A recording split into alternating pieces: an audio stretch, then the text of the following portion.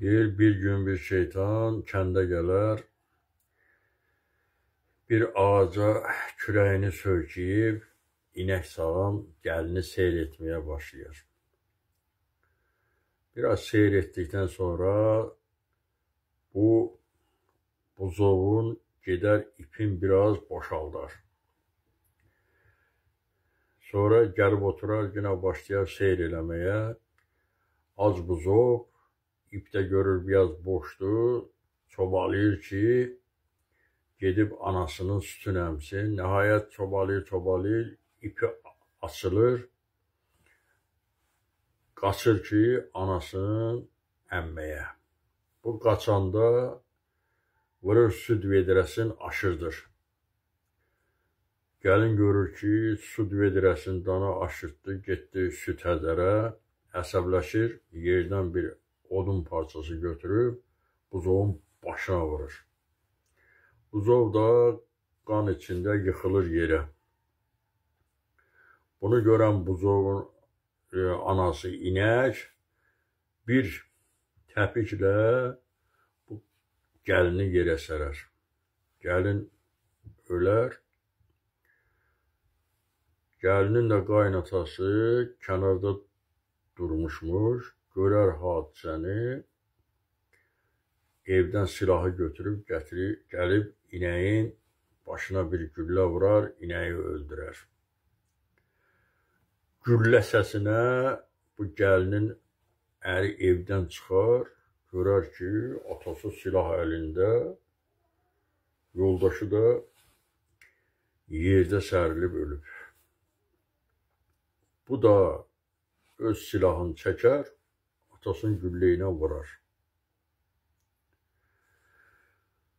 Bu kədərə davam gətirməyən oğlan silahını çəkib özünü də güllələyər. Bütün bu hadisələri seyr edən şeytan deyir ki, indi insanlar bu fəlakəti də mənim boynuma yükləyəcəklər. Mən neynədim ki? Mən ancaq buzovun ipini biraz boşaltdım. Başqa heç bir şey eləməmişəm. Qalanların hamısını özləri eləyib. İndi qardaşlar, öz əsəblərini cilovlamayan, hərəkətlərini ölçüb biçməyən insanların başına belə bir fəlakət gəlir. Bunun üçün əsəbi başda deyir, ağıl olmaz. Hadisəni araşdırmaq lazımdır. Nəyə görə baş verib? Şeytan bir dənə daş da atır, o hansı fəsadları törədəcək, onun üçün maraqlı deyir. Qalan hadisələrin hamısını yetişdirən biz insanlar özümüzük. Heç vaxtı tələskənlik etmək olmaz. Tədbirli hərəkət eləmək lazımdır. Əsəbi də halda əsəblərinizi cilovlamalısınız. Əsəbi halda heç bir iş görmək olmaz. Əsəbinə,